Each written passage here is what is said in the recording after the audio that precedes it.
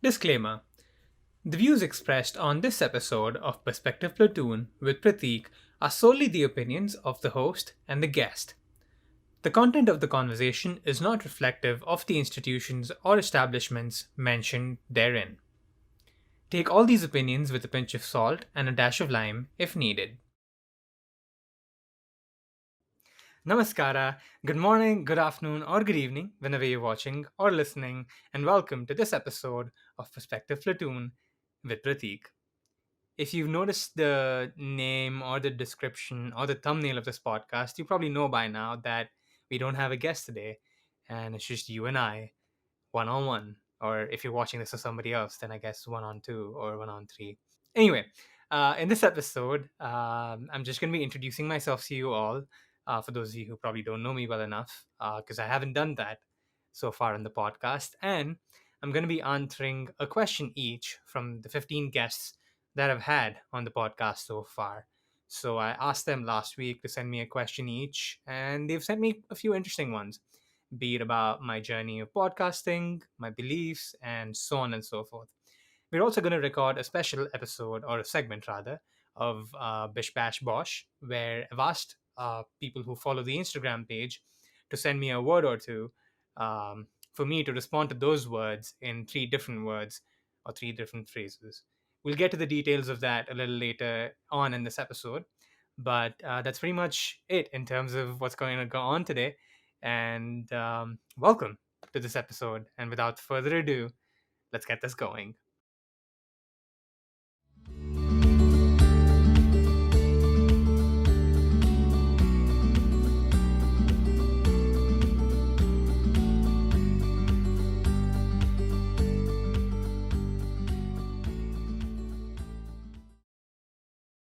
All right.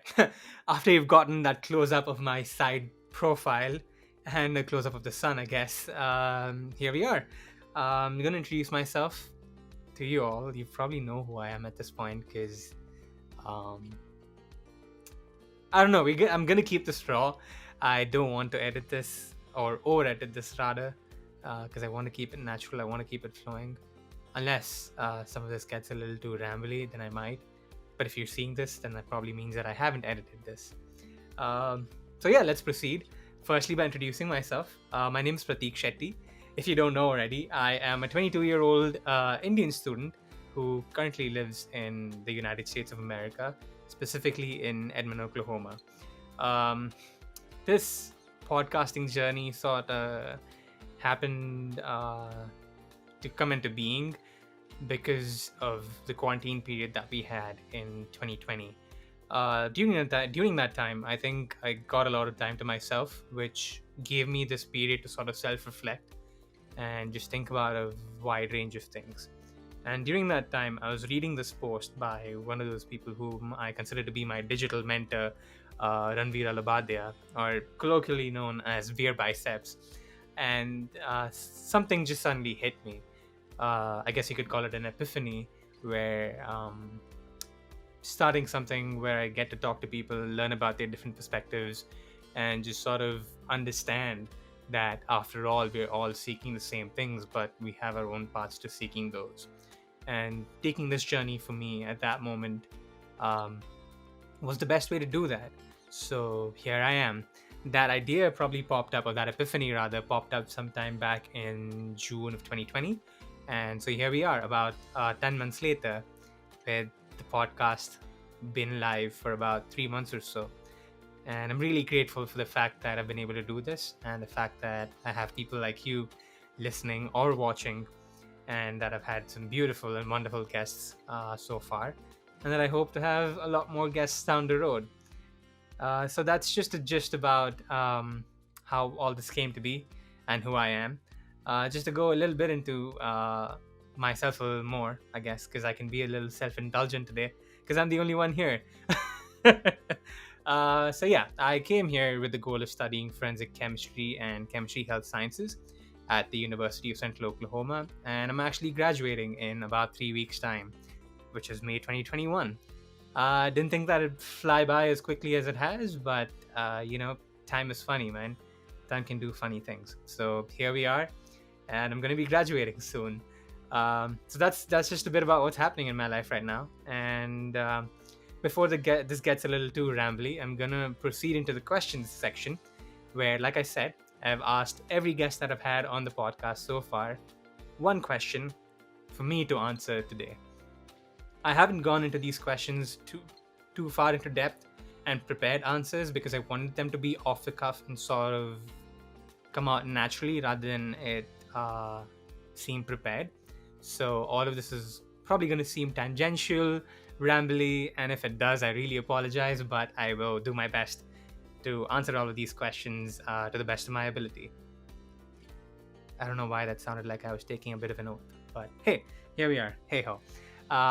So we're going to jump into the question section with the first question from our first guest, Samantha Yo.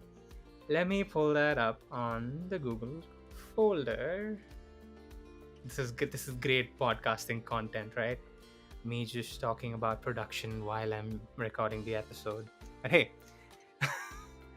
I hope y'all are enjoying this. If y'all are not, please don't feel words. Feel free to mention that in the comments if you're not liking this additional content of me being raw and having a bit of a production meeting with myself as I'm recording. But that's by the by. Going to the first question. Samantha asks, if you could live anywhere in the world, where would it be and why? Well,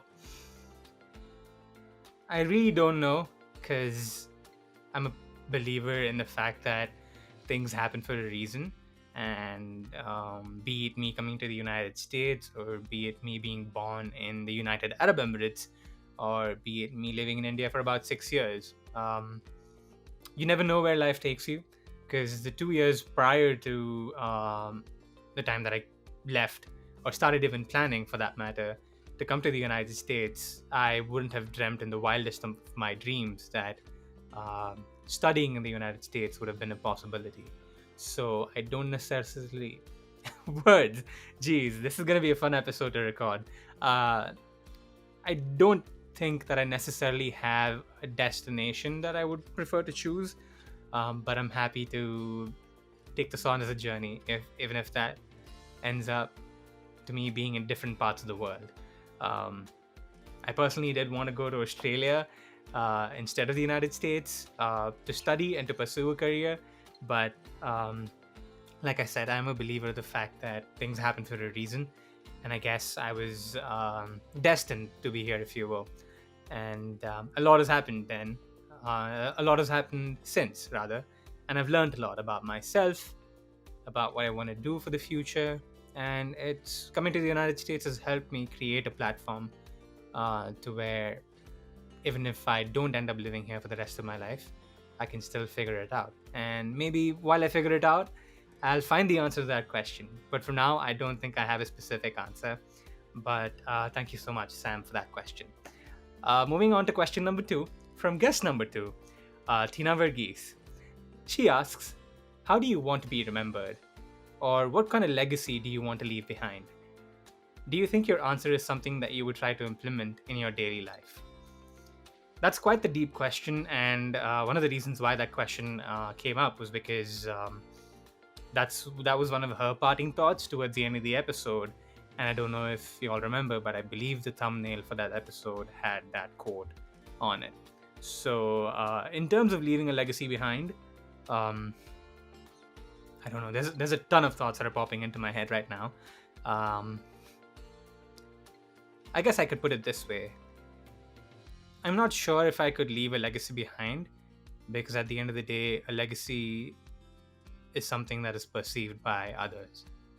I could do the best that I want to do, but if somebody doesn't like me, then they don't like me. They're not gonna think that I've done my best. But if I was to view it, or zoom out rather, and look at it from a third person's perspective, if you will, I'd definitely love to leave a legacy of somebody who's given back to the world in multiple ways. I know that's a very generic and sort of cop-out answer, but I will get to specifics in a moment here. One of those ways, I hope, is through this method of podcasting and just getting to learn different perspectives and taking people on this journey with me. Uh, it's not just a running gag where I have quotes or sort of descriptions saying, hop on the bandwagon and join me as we learn different perspectives and understand intricacies, break boundaries, and share stories. It has a meaning, um, for me personally, in the sense that even if I can't agree with somebody else, I would love to understand where they're coming from and be in a world that's a little more accepting, because I do believe that the world we're living in right now, and some of this might be magnified by the media, don't get me wrong, um, but I do think that we live in a world where we're tearing ourselves apart day by day. So I hope that I can contribute to changing that sort of mindset and being more accepting of each other, even if you don't necessarily agree with the same thing, or even if you don't necessarily agree with what the other person is doing. We can still agree to disagree and live with each other. Another thing that I definitely love to do is help children in some way, be it underprivileged children back home in India or anywhere around the world. Uh, I've spoken to a few of my close friends about this, but I personally find the whole concept about inviting your neighbors and your friends and colleagues and like 1,000 people to Indian weddings just absurd. There is actually a question about Indian weddings too, which I will get to in a little moment. But I just find that, well, I guess absurd is the wrong word, but I don't think that um, it's worth it.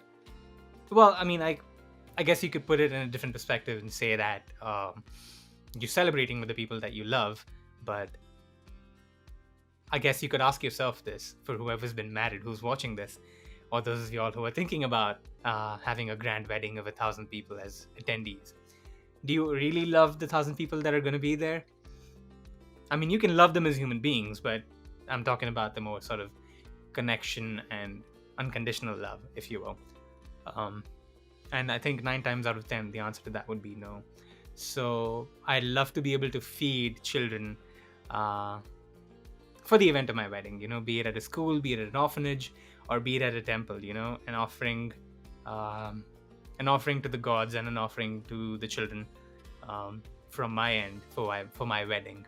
I know that went too far deep, but bringing it back to the legacy question, yeah, I believe that that's definitely another way that I want to leave a legacy behind, where I can help children and help lift them up, be it through education or be it through arming them with abilities to become better human beings. I haven't shared that a lot with a lot of people, but it's out there in the open now. So I hopefully can manifest this into a reality down the road. But yeah, that's a great question. And to answer the third bit of that question, how am I trying to implement it in my daily life? I guess I am by doing this podcast and talking to you all right now. So there's that. And before I proceed to the next question, I do want to apologize for not looking at the camera or looking straight into the camera as often, because usually when I'm recording these, I'm looking at a person who's on my computer screen rather than a camera. So I do apologize if my version shifts, because I'm going to be darting between the document and the camera. But moving on to the third question, and this one comes from Mardiana or Mars Malik. And this question is, what are some of the biggest challenges that have come up as you host the podcast, and how have you dealt with them? Also, what have you learned in regards to keeping good flow in the conversation, being a good host, etc.? To answer the first bit, I would say that so far I've had to bin one episode, because I'm not going to go into details of that because I don't feel that's right for me to talk about it. But yeah, I had to bin one episode that I had recorded, and a couple of others that I had recorded. We had a lot of technical difficulties in terms of recovering the files, because I've recently been recording with a platform called Zencaster. I mean, Zencaster is great, but it's just some internet connectivity issues. I don't know if they're listening or not, because this is also being recorded on Zencaster, the audio at least. So, but I'm not sponsored by them though. Yeah, geez, I should stop these tangents. But anyway, I think that's been the biggest challenge in terms of being able to deal with those hiccups that pop up. Because I'm doing my best to sort of recover those episodes, but then again, these challenges are gonna happen, and if I don't or if I can't rather recover those episodes, I'm open to sitting down with those people again and having a conversation with them again. Because, I think the sort of way in which I record episodes, I don't necessarily think that it needs a lot of preparation on either end. Well, I do need to prepare a little bit, but I need to prepare in the sense that I come in with a base or a foundation of questions that I'm wanting to ask. And I guess that beautifully segues into the next question about keeping good flow in a conversation. I guess so far, at least from what I can tell, I guess people listening or people watching might think differently. But I've been able to keep a good flow with most conversations, or with all conversations for that matter, because we're talking mostly about the things that our guest likes, or our guest loves, or our guest feels about in a certain way. And I think that connection helps create that good flow in a conversation. Because if you're trying to talk about something that neither of us know, it might not flow as well. But I think, and I don't intend to toot my own horn, but I guess being able to sort of ask questions and sort of being curious, even if it's the dumbest question, I'm open to asking that dumb question and letting the guest answer it and take it in a certain direction, which has helped keep that good flow throughout the recordings that I've had. And I think that that's important in terms of being a good host, because a lot of the podcasts that I do follow, it's very conversational, and a part of it also, I guess, includes not making it heavily edited. Well, this is me being a beginner talking about this, so if something changes 2 years or 3 years down the road, then I guess it changes. But for the time being, I do think that keeping it raw sort of helps it in terms of creating a good flow of conversation. And one of those people whom I really look up to in that sense is Joe Rogan from the Joe Rogan Experience. But I hope that answers the third question. Moving on to the fourth question, which also is related to starting the podcast. And this is from Hazzik Ali, who was our fourth guest. And he asks, Wait, okay, I was reading a different line. Okay, what has changed in your personality or life ever since you began your podcast? Have you learned new things? Would you like to do something differently now? Well, I think a lot of it has changed in the sense that I try to keep my ears open as much as possible and try to pay attention to what the person whom I'm listening to is saying.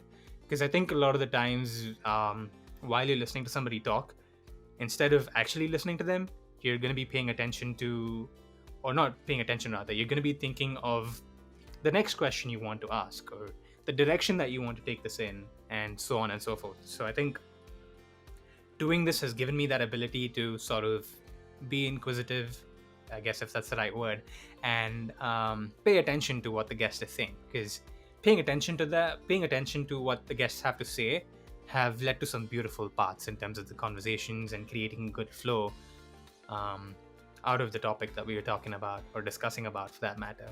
So I definitely think that that's something that's been added on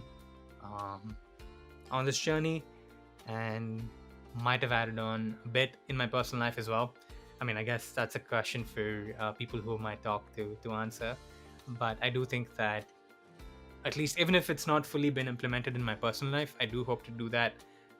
There's a lot of do's in the same sentence, but I aim to make that a daily habit in terms of paying attention to what somebody has to say, because I think that can lead to the most wonderful conversations.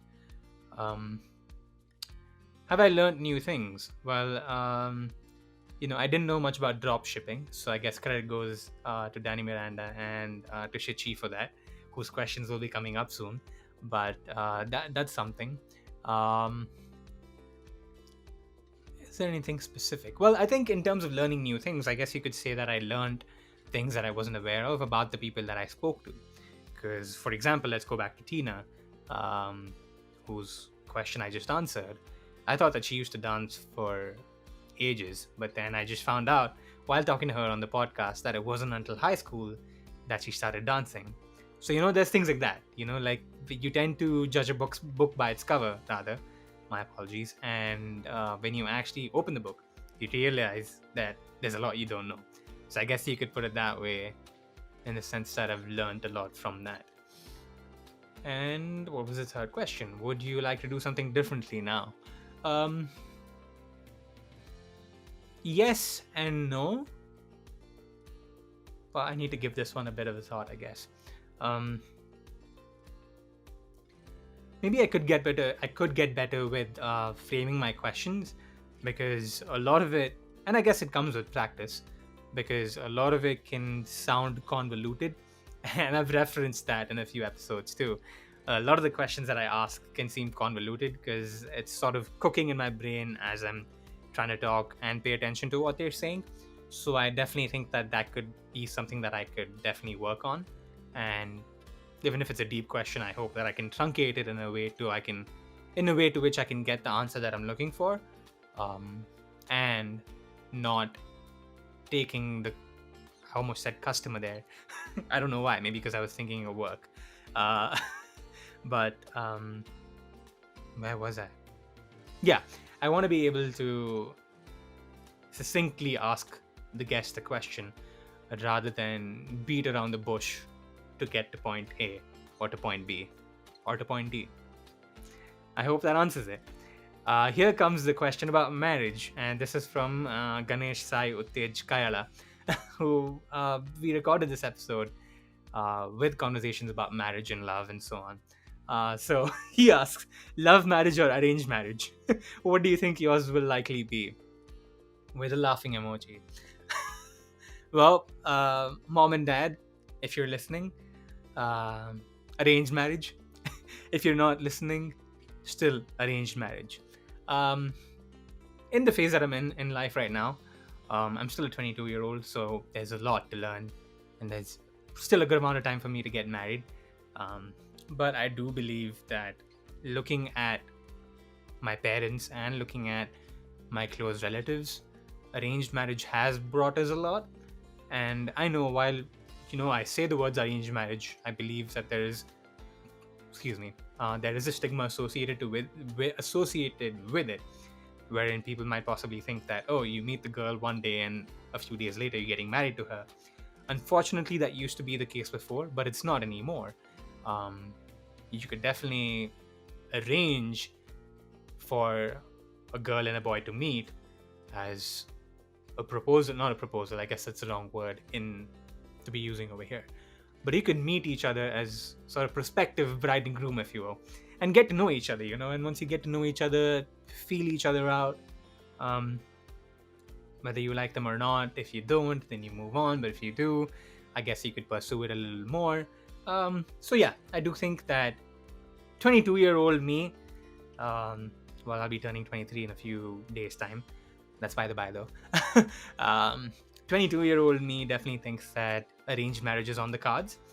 And maybe a part of it is also, I'm not afraid of saying this, but a part of me also thinks that it's because of but I guess an internal bug of wanting to give back to my parents, because they have given back so much to me. And my parents have always said, well, my mom more so than my dad, that they prefer for me to get married through arranged marriage. So there you go. I hope that answers that question. But then again, you never know. Things change, times change, people change. But for the time being, arranged marriage is the answer. And I hope to keep it that way for the rest of, or till the time that I get married. I hope to keep it the arranged marriage route. There you go. But still, I think if my mom is listening to this or watching this, she's definitely thinking, why is he saying that things change, time change, people change? But that is that answer. I was just sort of creating that answering that in a more general way. But yeah, moving on to the next question. And this one's from David Farias, who is the guest on episode 6. And he asks, how do you think studying at a university in America shaped you to become who you are today? Do you think the same would have happened if you went to study in a different country, say Canada or England? Well, I guess this goes back to the question one that I asked, or that I answered rather, from Samantha, or as we all friends like to call her, Sam.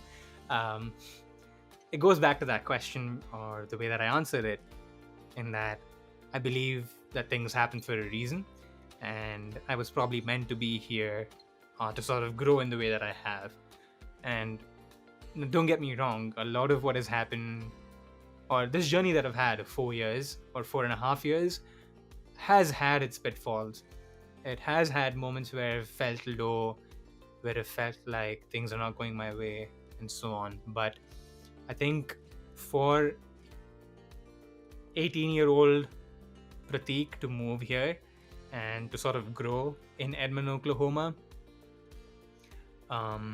has definitely set me up to become a better human being for the future. And by saying that, there's a lot to learn still. There's a lot to learn, there's a lot to grow, there's a lot to understand. So I do believe that moving here has given me some tools that I could work with for my future self. Because again, I wouldn't be able to answer how Canada or England would have felt, because I've not been to either of those countries. But if I still was to zoom out and answer those questions, I do think that I would have grown in one way or another, because wherever you go, I think there is something to learn and there's something to pick up. So be it traveling to Los Angeles or be it traveling to Colorado, within the United States, there's a lot to learn from those places as well. Because going to Colorado, for that matter, this is a bit of a tangent, but I guess it sort of helps answer this question in some sense. Going to Colorado made me realize that there is a lot of peace and tranquility around the world too, because we went to the sort of mountainous regions of the state, and no, we did not smoke the plants there, if anybody is wondering. I don't know why I had to justify that, but there you go, if that helps you in any way. So yeah, I do think that every place that you go to, there's a lesson you take away from it. And I do think that if I did end up going to Canada or England, I would have learned something for sure. It's just that I believe that 18-year-old Prateek was destined, if you will, again, if I may use that word, was destined to move to Edmond, Oklahoma, to learn and to grow. And funnily enough, I'll try and pop up a picture of a tank in Edmond, but a water tank in Edmond. But the tagline for the city is a great place to grow. So I definitely do. I know I'm gonna sound cheesy as I'm saying this, but I've definitely grown in a lot of ways by moving to a place that's best for growth. I guess I've neatly tied a bow on that question. Moving on to question number 7 from Hanset Lu. He asks, what would be something that has changed your perspective about podcasting? Well, I do think that there's many different types of podcasts, you can start a marketing podcast. You could start a podcast about food. It could be about so many different things. Podcasting is one of those mediums where you could openly talk into a mic, have a computer download whatever you're saying, and sort of put it out into the world. And, you could have people connect to it. Be it a celebrity or be it a normal Joe like me. Podcasting has given us the ability to sort of connect to people in a different manner through different good echo chambers, if you will. Be it about food, be it about traveling, be it about marketing, banking, forensic science, so on and so forth, So I do think that podcasting is here to stay, and that it doesn't have to be an overarching theme. It can be something very specific, or it could be something like this, where you have people from different walks of life talking about different things every week that don't necessarily match up to the same thing. It's not as consistent as like a marketing podcast, where every day or every episode that comes out, you're talking about marketing. But it's more so sort of getting into the weeds about who a person is. So that's definitely one thing that I've realized, is that podcasting is for everybody. Be it if you're somebody that is into marketing, or if you're into learning different perspectives, like this guy right here. So I hope that answered that question. Moving on to question number 8. This one's a really deep one. Not one that I've probably talked about as much in public, but Here goes. Cassie Augustine asks, what's your personal perception of Hinduism and how is it represented? Well, I'm going to preface this answer by saying this. Um, this is what I personally believe, and this is based off of my inference of reading the Bhagavad Gita, um, and just learning about different religions from talking to different people or listening to different anecdotes. I do think that Hinduism specifically is a way of life. Because in reading the Bhagavad Gita, I've understood that a lot of the lessons that you learn in there, as they're told through the story of the mythical characters, if you will.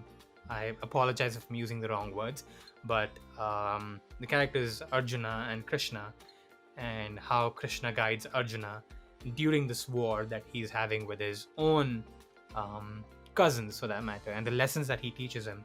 A lot of these sort of lessons and anecdotes that you see in the book are more like lessons that you can imbibe, that you can live by for the rest of your life. So I do personally believe that Hinduism is a way of life. In the habits that you take up or in the mannerisms of your everyday life, be it both internal or external, it's very much a way of life. And to answer the second question, how is it represented? There's good and bad. There's good and bad because I guess I could openly say this. Religion has been used as sort of like a vehicle to mobilize political agenda in India, and unfortunately, people have been affected for not having beliefs that match up or that line up with the beliefs of Hinduism. For example, if somebody eats animals, for example, eats cows, there's a ton of stories of how people have been attacked for doing so. I personally come from a school of thought, and I don't know if people who I'm related to are gonna like me saying this, but I personally come from a school of thought where you eat whatever you want to eat, man, like, or woman, or etc. etc. You eat whatever you want to eat. If you want to eat a cow, you eat a cow. If you want to eat plants, you eat plants. Who am I to walk around and tell you not to eat what you want to eat? You know what I mean? So I don't like the way that the religion is represented in that sense, because, like I said, it's turned into sort of like this vehicle for political agenda, where political parties and sort of goons, or I guess if I could use another word, what is another word for goons? I guess followers of a certain political party going around and killing people or attacking people or lynching people for doing certain things that don't necessarily align with the principles of Hinduism. I think that is wrong too, because at the end of the day, again, this is just me talking based on the lessons that I've learned. Who am I to be the arbiter of justice? I don't know if that makes sense, but that's just a thought that I've always had. Sure, you can always educate people and tell them why they shouldn't do the things that they should do, but it's none of my business to walk into your life and to affect you drastically just because you do something that I don't agree with. So I do believe that it does receive a lot of negative flack in that sense, but it does receive a lot of positive for it too, because again, this is just my perception, but yoga and the practice of sort of spirituality is very much an offshoot. Well, I guess not spirituality, I guess that's the wrong way of putting it, but there's a lot of practices that we take up in this world today that come out of are an offshoot of Hinduism in some sense. So let me check to see if I'm actually recording, because I don't know why suddenly I'm worried if I'm recording or not. Okay, yes, I am recording. Awesome. I don't know, for a moment there I was like, oh no, am I recording? Yes, I am. We're good. But yeah, going back to what I was saying, um, I do think that there's a lot of positive and negative in the way that it's perceived around the world. And yeah, I do hope that people come to understand that um, it's just a way of life. And even if somebody doesn't want to live the way that you live as a Hindu, that's fine, because they have the freedom to live the way that they want to live. Um, you don't need to make it your personal agenda to go around and fix everybody, because this goes back to what I was saying earlier. Um, we can agree to disagree. We can agree to be different, but still live around each other. And I hope that answers that question. Uh, the next one, well, I can give more context to the next one after I read the question out loud. So this one comes from Amanda Sue, who we had as our guest on episode 9. And she asks, what's your opinion on premarital sex? Now, you're wondering, why on earth is this question part of this list of questions that's on here? Well, I won't go into too much detail about this because it's honestly nothing. So there's not much detail to it rather. It was probably a couple of days back from the day that I'm recording, or maybe even last week. Amanda and I were hanging out with my roommates, Theo and Kashish. And from out of nowhere, I don't know why, I was just like, you know what? I'm gonna download Tinder. I'm just gonna check it out and see what's up. So I did download it. I was there for a little moment, and and then I deleted it. So after that, she sent me this question saying that it sort of popped up in her head because of everything that happened that night, even though it all happened within an hour.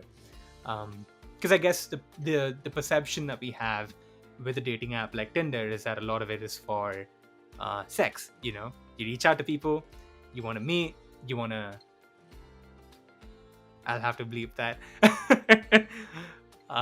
And you move on. So I think that's where that question stems from. Well, she did tell me, so yeah, that is where the question stems from.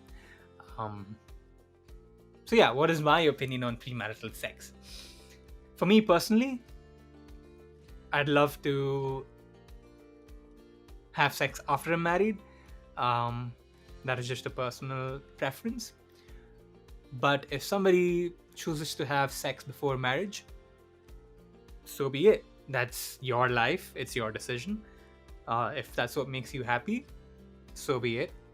Again, who am I to judge what is right and what is wrong for you? If it is wrong for you, I guess you will learn, or you will find out in your own way. And I don't mean to say this, or I don't mean to put it in a threatening manner. I'm just saying that we all learn, or when something wrong, or if we're doing something wrong rather, we eventually find out that what we're doing is wrong, and we sort of learn from it. So if something is wrong for a specific person, they'll learn about it eventually. So if you're someone that has premarital sex, so be it. It's none of my business, you know. If you're happy, you're happy. That's it. I personally, 22-year-old Prateek, believes that I want to stay away from the sex. That's a bit of a joke from a video that I'd watched, a prank video that I'd watched. But yeah, I'd prefer to stay away from sex until after marriage. So there's that. Moving on to question number 10. Then this is from Najmus, Sahar. What new thing have you implemented in your life lately that has helped you tons? So when I think of this question, I wonder which route I want to go. Sorry, I'm just resting my legs a little. But yeah, I wonder which way I want to go with this question, because there's quite a few habits that I've picked up over the past few months that have certainly helped me out in a lot of ways. Let's see. I guess I could go with creating a to-do list, because I've always wanted to do that. I've always wanted to have a to-do list for myself every day, in terms of keeping up with everything that I need to do or everything that I need to finish up on. Having a to-do list has given me this added sort of incentive of finishing tasks, because if I see it empty or if I see it without check marks, I use this platform called Notion. And yeah, if I see that there are empty check marks, it just leaves me uneasy. I feel like my day is incomplete. So ever since I've started doing that, and I've done that for about 2 months now, so taking up that habit has definitely helped me in a lot of ways, because in a way it helps create a sense of achievement, I guess, every day. But at the same time, it reminds me that there's a lot more to do and there's a lot more to keep going. So even if I do feel lazy at some point of the day, I mean, I do take the time that I need to take for just relaxing or watching some pro wrestling or watching some soccer or whatever. But starting task lists or creating task lists, creating task lists. There we go. Working on those or having those every day has definitely helped me streamline the amount of work that I need to do every day and sort of cancel things out as I go along. So that's definitely been a thing that I've been doing recently that has helped me a ton. And I hope to keep that going. Even if there's days when I'm really busy, but I don't get to create a task list. Why does that sound so weird? Is it just me? Anyway, before I go off into a different tangent about the way that I talk, I do think that starting that habit, or creating that habit rather, has helped in that even if I'm busy on a certain day, I go back and I fill out a list and I check out the things that I've done after I've filled out that list. And that reminds me that, okay, this is what I've done. And it also helps me remember of things that I haven't put on the list that I need to finish up on. So that's definitely a habit that I've picked up recently that has helped me a ton. And thank you for that question. Well, thank you to each and every one of you for these questions, honestly. They're great questions, and we're 10 down, and there's 5 more to go. And this question is from, the next question rather, is from Giannina Albines, or as I once called her during a pageant practice. I'm not going to say it, never mind. I don't know why I went there. Well, I guess I could say it. I'm sorry, Giannina. I don't mean to offend you, but I once said albines like, I don't know, like I was some foreigner. But then I immediately realized that I said it the wrong way. But now I know how to say it. But if I don't, please correct me, Giannina. I apologize. So Giannina asks, what's the greatest sacrifice a person can make? Oh boy.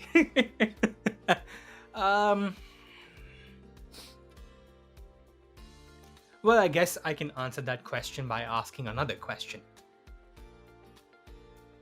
Do we know if a sacrifice we've made is the greatest sacrifice that we've made until after we've made that sacrifice? I guess I could go back and say what I said earlier. I tend to have this habit of making convoluted questions or framing convoluted questions. And this is what I want to change about myself in this journey of podcasting. But yeah, that's definitely the question that I would ask in terms of the sacrifice that we make, or sacrifices that we make. Can we ever know if a sacrifice we've made is the greatest sacrifice until we've actually made the sacrifice? I personally don't think so. So I don't know if I can answer that question with a specific sacrifice, but what I can say is this. I think on this journey of life, there's a lot of sacrifices that we need to make. Some of those sacrifices could be sacrifices that limit the external pleasures that we have, and some of those sacrifices could limit our interactions with people, and some of those sacrifices could limit us in many different ways. So I do think that there's a ton of sacrifices that we have to make as human beings, but those sacrifices will help us grow into better human beings and becoming better versions of ourselves. So yeah, I don't think you'll ever know if a sacrifice you've made is the greatest sacrifice, but sacrifice is part of life. be it living away from family, living alone, etc., etc. And I hope that I answered your question. And I apologize for going off on a tangent about your name. Moving on to question number 12. And this is from Victor Wu. Again, I'm going to preface this question with a bit of a side note. So Victor and I used to be part of this student council on campus called the International Student Council. The International Student Council is sort of like an umbrella organization or a parent organization, if you will, for smaller country and regional associations that represent people from different parts of the world on campus. So we used to work, or we did work together through that for that council for a year. I worked as a treasurer, and Victor worked as an event manager for that council. And this is where that question stems from. Talking about communication, as I had the chance to work with you under IC, I noticed you were very straightforward and an attentive person who contributed to all the discussions of the IC. So I want to ask you which topics that are usually absent from your conversation or chit-chat. Basically asking if I shy away from talking about certain things. Well,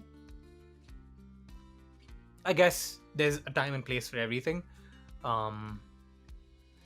So I try not to air someone's dirty laundry during meetings. It's not a part of the meeting unless we're speaking about or we're talking about the role that someone has played in an organization. I'm just going to tie this conversation up, or this answer up, with that context of being a part of the International Student Council. I don't think it's fair to air dirty laundry about a person during the meeting period. Well, after it, if you want to, sure, fair enough. But, well, is it fair enough? Question mark. But no, going back to what I was saying, I don't think it's fair to air someone's dirty laundry while you should be in the meeting. So that's definitely something that I would shy away from. While it comes to anything meeting specific or anything specific about getting a job done, even if it's something that might, well, hurt somebody, I am not afraid of asking the tough questions. And I've noticed that. I've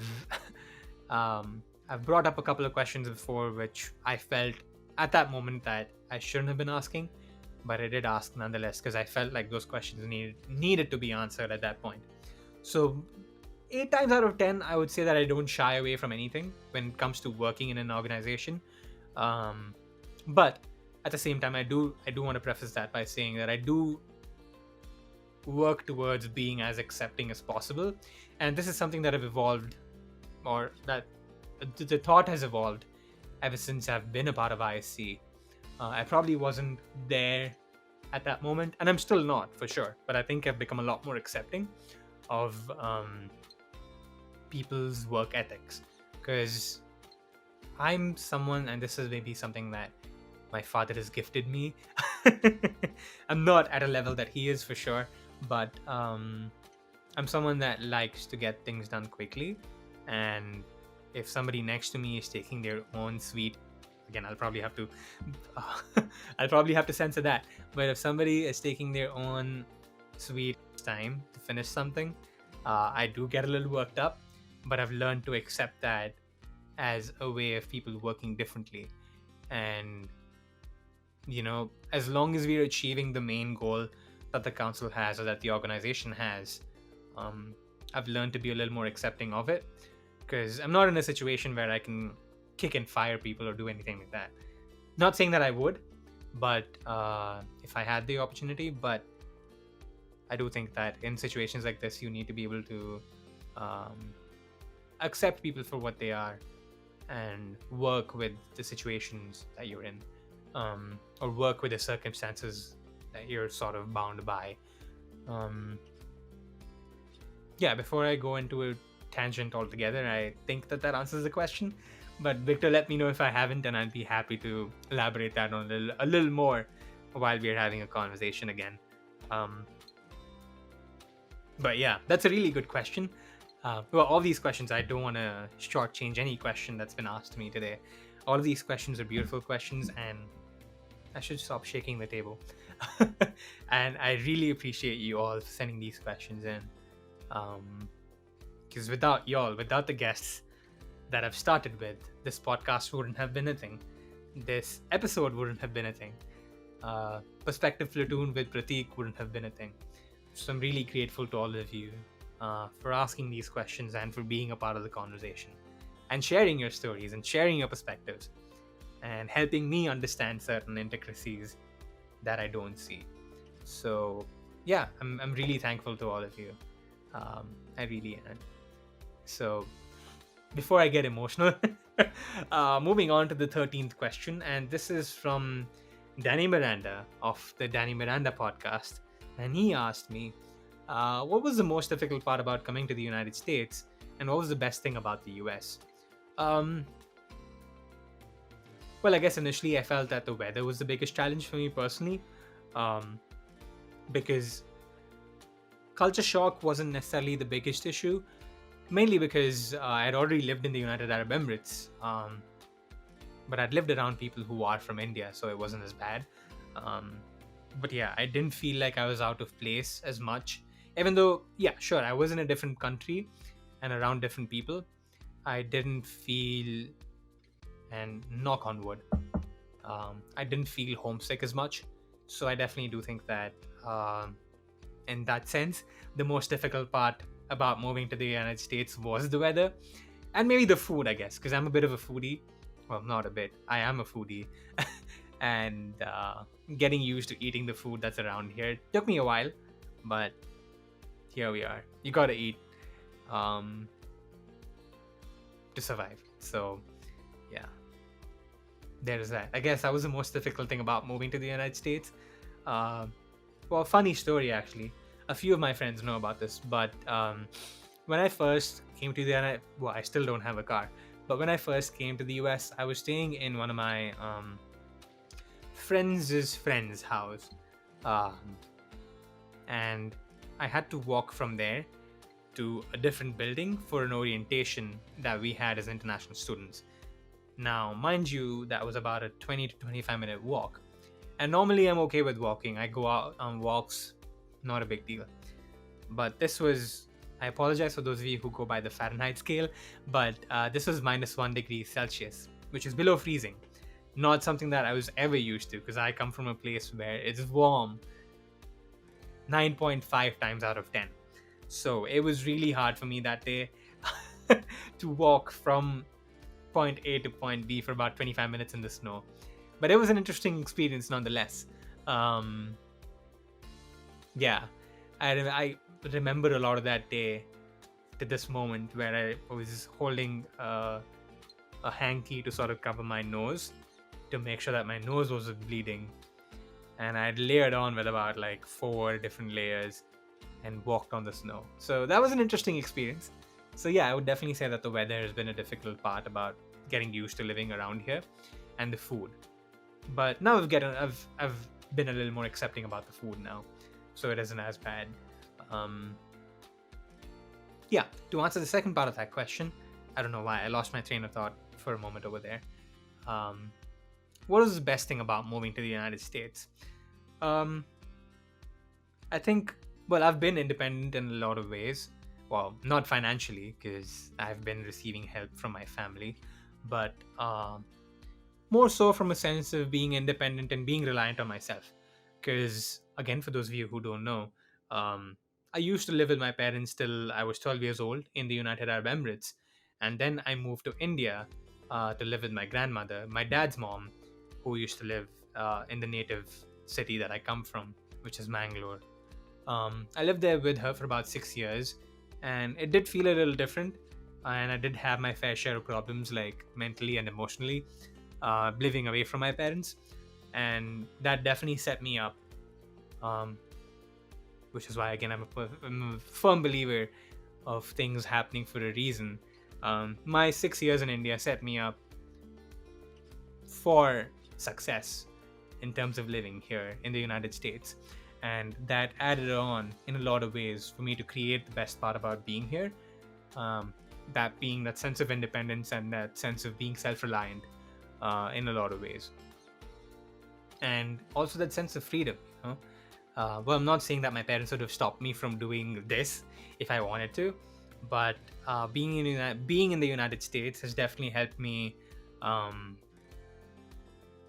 do things like this, explore in a lot of ways. Be it podcasting, be it food.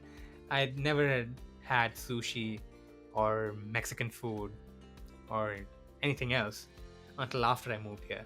So it's sort of given me a lot of freedom in terms of trying new things and experiencing things.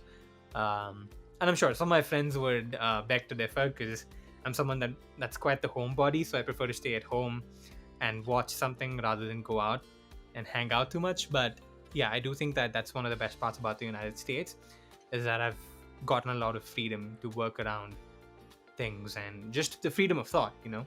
I think, well, putting aside everything that's been happening for the past few years from a political scenario or from a societal scenario, I think there's a lot of freedom of thought, which I hope like the country gets back, and the world for that matter gets back. So that's definitely been the best thing, or one of the few best things that I've rattled on about the United States. I hope that answered your question, Danny. Thank you so very much. Moving on to the 14th question, and that is from Lisbeth Espino. She asks, what are two things that have brought you joy when you least expected it? Well, I guess I could talk about one of these that actually happened earlier today, the day that I'm recording this, and that was my research supervisor. So like I said, I study forensic science and chemistry. Did I say this at the beginning? Well, if I didn't, I'm going to say it again.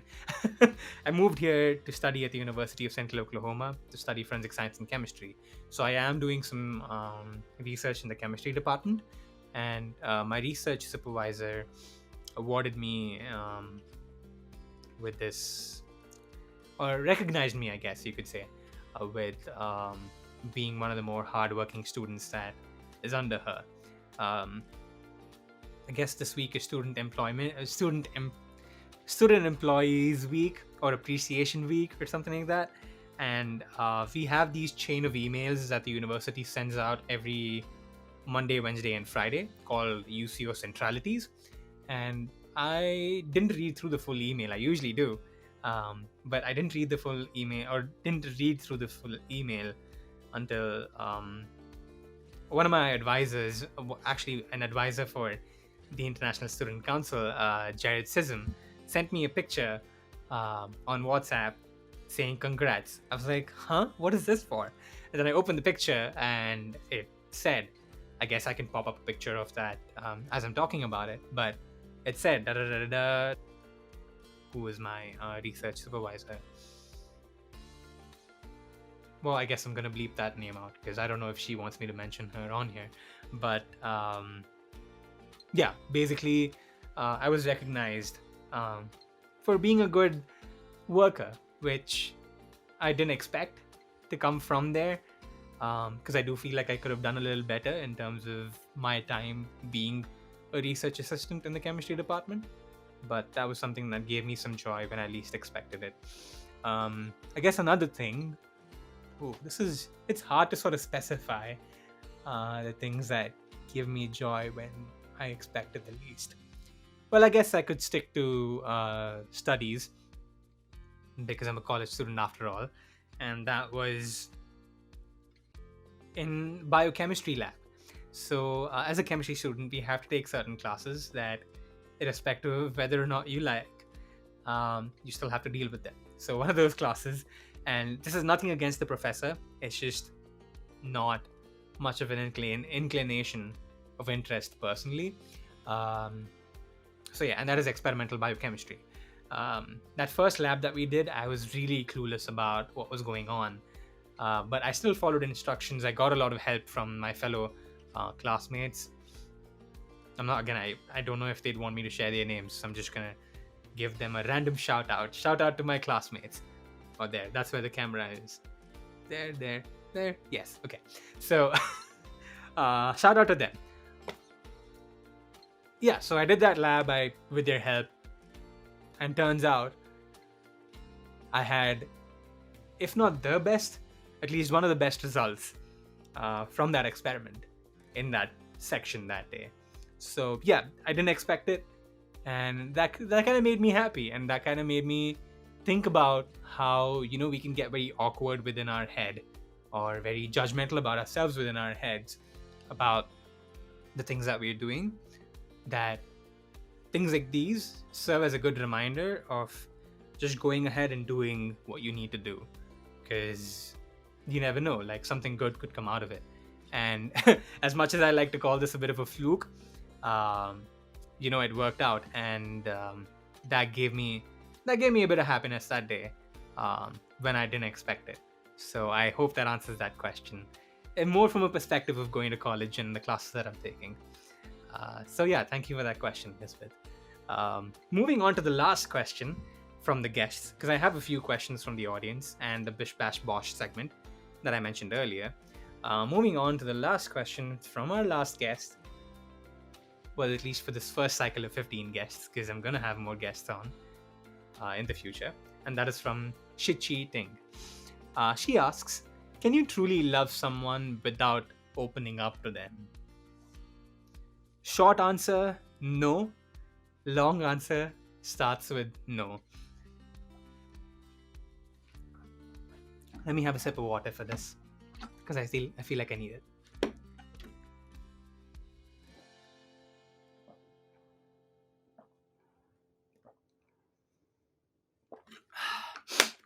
Great podcasting content right here on Random Relatability and Perspective Platoon with Prateek. There we go.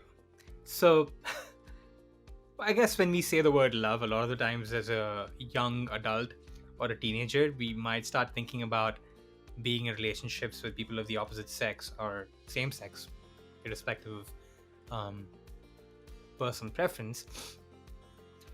But we love our parents too. We love our relatives. We love our family. So we love the people close to us. So to answer that question, after I've prefaced it that way, can you truly love someone without opening up to them? I don't think so, because a part of unconditional love comes with us accepting each other for who we are. Excuse me. We can change to become better individuals and to sort of help support the relationships that we're in, 100%. But we also need to come to understand that there's a few things about us that are probably quirks that the other person might not necessarily find favorable, but at the same time, it's definitely something that we need to learn to accept. And that process of acceptance is part of the process of giving unconditional love to somebody by opening up to them, by being vulnerable to them, by speaking your heart out. Because I think a lot of the times we can get afraid of what the other person might think about us, even though we love them, even though we really love them. And I've felt the same way about talking to my parents about a few things, be it about the girls that I've had crushes on, because they've consumed me so much that I've spoken to my mom about it, and she spoke to my dad about it. But that's a story for a different day. Yeah, I don't think that it leaves you. I don't think it leaves you at ease if you were to bottle all these things up and avoid confronting your loved ones with it. You need to be able to open up to them. And I think by opening up to them, you grow closer to each other, you grow fonder of each other, and you love each other a little more. So yeah, I think you should be able to, I guess this is a bit of a twist to the way in which I answered that question, but I think opening up to somebody can definitely add to the love that you have in that relationship. And you can truly love someone once you start to open up, because without opening up to them, you are hiding a part of you that you're not fully showing to that person. So yeah, that is the last question from the guests that we've had. I have one question from our audience, and this is from a friend of mine from back home. Thank you so much, Pranith. I really appreciate you sending this question in. He's also done double duty. He's also sent me some words in Bish Bash Bosh. So I have a couple of other guests, but we will get to that in just a moment. To get to the audience question, Pranith asks, what is the point of life? And what is the end goal of living? Jeez. And when we texted about this, he was like, well, I'm not suicidal in any way. It's just me being curious. And I appreciate that question because that's something that, when we mention, I think it's associated with negative emotions in terms of maybe being suicidal or necessarily not being sure about what you want to do with life, and so on and so forth. So I personally do think that it's a really good question to ask yourself or to ask somebody else. So what is the point of life? I think the best way to answer this is sort of an inference from the Bhagavad Gita and from the CEO of Mind Valley, Vishen Lakhiani. If I can find that post, I'm going to put it up here as I'm talking about it. But he did write about this in how living life is about evolution. It's about evolution in the sense of our souls and the things that we learn and how our souls adapt. Taking that inference from the Bhagavad Gita, I think we live.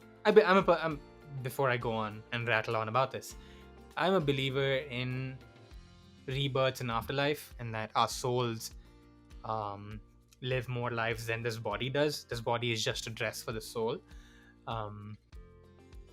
But yeah, I do think that the point of this life that we're living right now is to evolve for the better in a certain way, that we can then climb up that rung of reaching the best versions of our souls. And for different schools of thought, it's different things, be it closeness to God or so on and so forth. But I do think that the point of life is the evolution of the soul to become more knowledgeable and to connect with the higher power, to connect with the universe a little more. And I guess the end goal of living is to connect to the universe. Well, sorry about the flying earphone wire, but yeah, I do think that the end goal of living life is reaching those highest planets, be it from a spiritual sense, a religious sense, or just a sense of evolution. Yeah, so I hope that answers that question. Thank you so much, Pranith. I really appreciate it. And thank you to all the guests once again for sending these questions in. I guess you could tell that I didn't necessarily come in prepared for all these questions, and I personally, like I said earlier, I wanted it to be that way so that these answers came out raw and came out naturally. Before we go on to the segment Bish Bash Bosh, I would like to say that I want to keep this as a recurring thing for every 15 episodes. So after the next cycle of 15 episodes, I'd love to do this again, but I'd like to get your feedback on it too. If you've watched this entire episode, please feel free to let me know what you think and if I should do this again with the next 15 guests that I have. So yeah, moving on to the segment we all call, or rather I call, Bish Bash Bosh, which is like word association, where I usually ask a guest to respond to 5 different words individually in 3 different words or 3 different phrases. Again, going back to the convolute itself. For example, I give them a word differences. They need to respond to that word in 3 different words or 3 different phrases. So I've taken a different route today. I've done a virtual version of this where I've asked people who follow the content on Instagram to sort of give me a word and then respond to those words in 3 phrases or in 3 different words. So I've done a recorded version of that, a live version of that for this episode.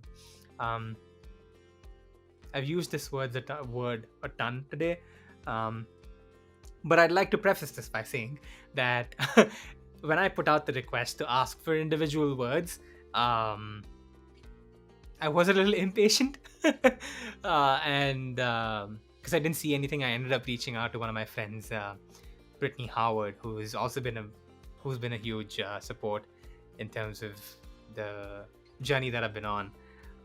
She did give me feedback for the first few episodes and all that sort of stuff, so I won't go too far into that. But yeah, thank you so much, Brittany, for helping me out with this, for sending me 5 words that I could use to sort of respond to.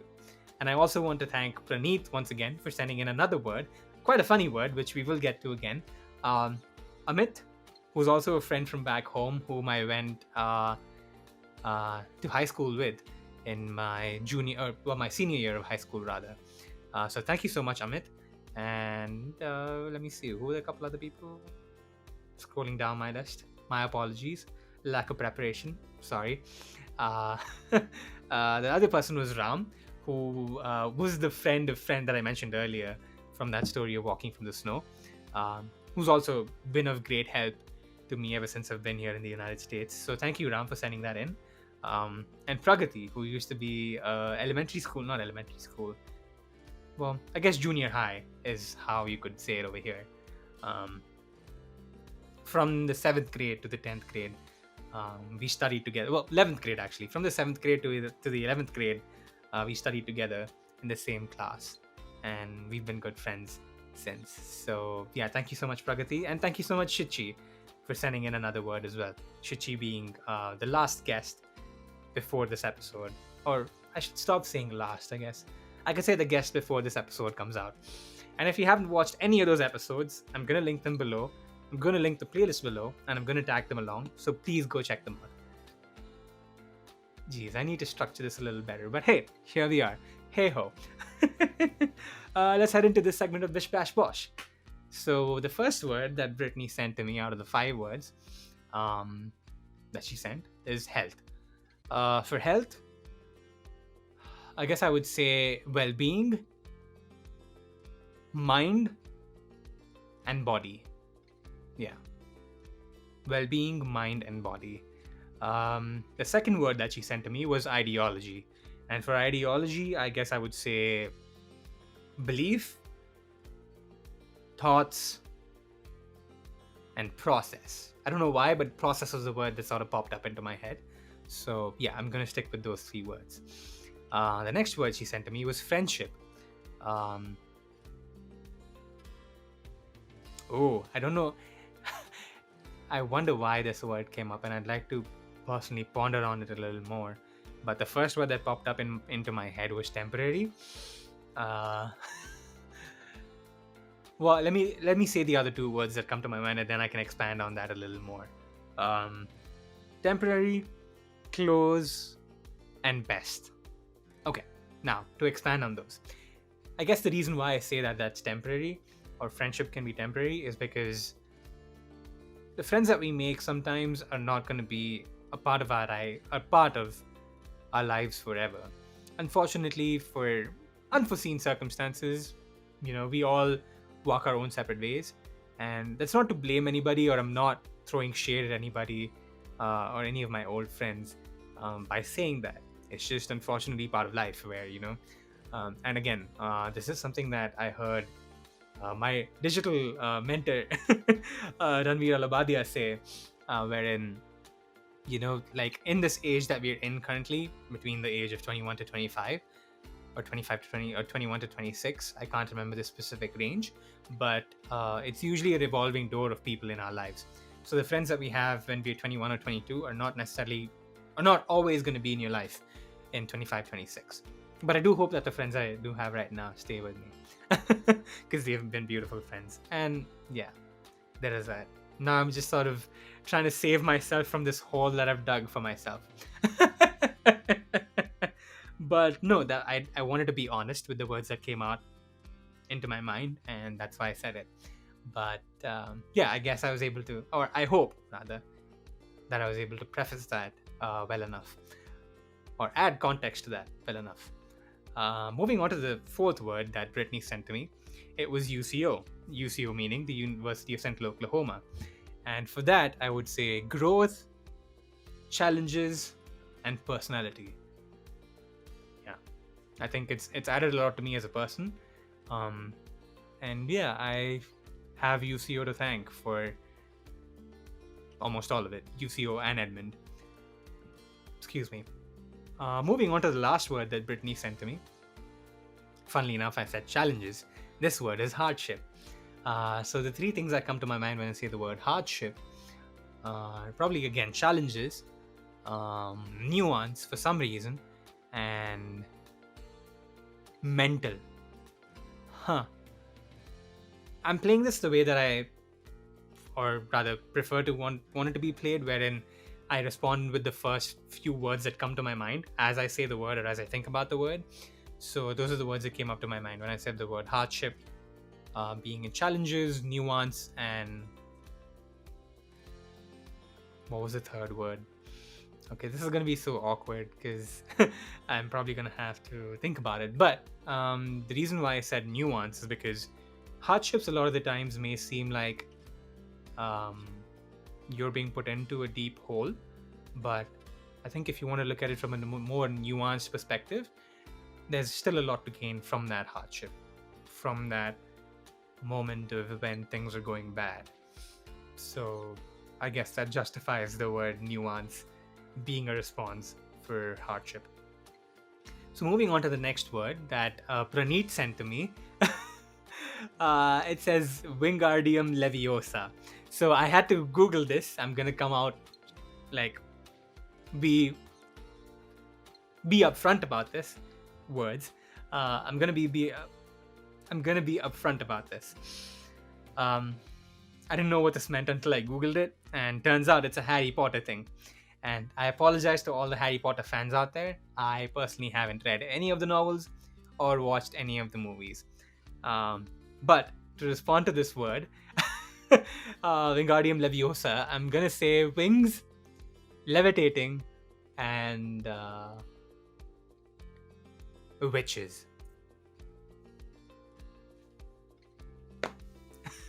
Moving on to the word Amit sent me, and that is character. For character, I would go back to the word personality because that's the first thing that popped up into my head. Other than that, I would say representation, and I would say attitude because you wear your character and your attitude on your sleeve, and that best represents you as who you are. That can change by the lessons that you learn, or from the lessons that you learn. Words. But yeah, I do think that those are the best ways for me to put character or to respond to character in this segment called Bish Bash Bosh for this moment. Moving on to the next word, metacognition, which was sent in by Ram. Again, I didn't want to go and look for the meaning for this word, but based off of what I can tell, I would respond with the word cognition, or cognitive rather. Thoughtful and deep thinker. I hope that justifies it. But I will go back and Google the word because I didn't want to Google it and sort of prepare myself to give 3 words for it, if that makes sense. Well, maybe retrospectively thinking about it, I probably should have. But hey, you live by the sword, you die by the sword.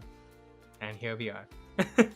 The next word, this one's quite a spicy one, and this one's from Shi Qi, and it's religion. The spicy one because I'm gonna respond. It's a spicy one because of the way I'm gonna respond to it. I'm gonna respond to this in phrases. The first phrase being, "We're all the same." The second phrase being, "We're all the same." The third phrase being, "We're all the same." The reason why I say that is because while there's certain nuances within the practices that religion teaches, I do think that a lot of it comes down to making people be the best versions of themselves and making them good human beings, or making them to be good human beings in society. So that's why I personally believe that we're all the same is the best way to represent it. I know that was a bit of a cop-out answer, but if I was to think of 2 other things, I would say that to add to that in 2 more phrases, I would say bad interpretation and there's more to it than you think. I guess that answers it. The reason I say bad interpretation is because, again, I'm a personal believer of the fact that it's not religion that is bad, it's the people who take up the lessons and how they take up these lessons to sort of affect society in the name of God? I answered this question based off of what Cassie Augustine asked me earlier. And yeah, I do think that a lot of that is because of how those people interpret religion, um, and not necessarily what religion is telling them to do, if that makes sense. So, yeah, I hope that answers that one. And the last two words actually come from Pragati, and she said, or the words were passion and dreams. For passion, I would say project,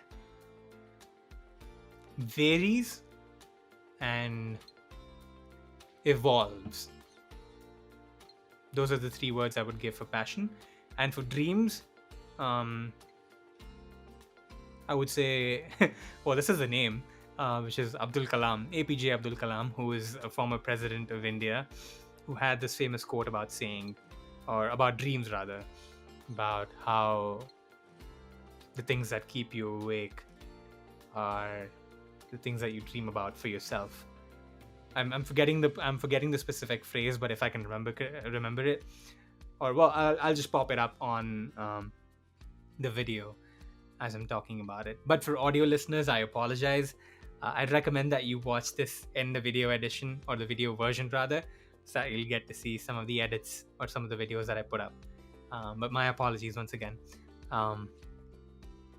Yeah, so I would respond to dreams with APJ Abdul Kalam. The second word being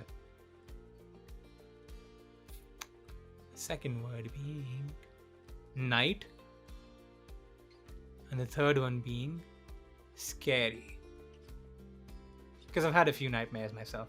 So yeah, I guess that's how I'd put it. But yeah, that was the last word for the segment of Bish Bash Bosh, and I thank you all so very much for sending these words in through Instagram. And yeah, I don't know how to close this off, because like I said, I wanted to keep this pretty raw, and I didn't come in with too much preparation. Well, now that's a lesson learned. Prepare a little better for it. But yeah, I'm gonna close off by saying thank you so very much for being a part of this journey, because without you all, this wouldn't have been a possibility at all. So thank you so very much for all of you who've sent me the questions, or sent me words for Bish Bash Bosh rather, and to all of my guests, to all of my wonderful and beautiful guests that I've had so far and I'm gonna have in the future. And thankful to all of you for being a part of this journey, because without you, none of this would be a possibility. So thank you so very much. And yeah, that's a cold end to this episode. Thank you so very much for joining me today. Make sure to follow Random Relatability on all social media platforms. Like this video, share it around, and subscribe to the channel, and make sure to hit the bell icon to never miss another episode. If you've watched this episode in its entirety, I thank you so very much for doing so. I've rattled on about this probably 100 times now, but I appreciate you joining in on the conversation. It's you right there. It's you. I hope I'm looking at the camera, because I probably didn't look at it throughout this episode, and I apologize for that too. It's you that makes it possible. So thank you. And until next time, stay safe, take care, and don't forget to keep your mind open to different perspectives, because you never know. Random relatability might just be around the corner. That was awkward, wasn't it?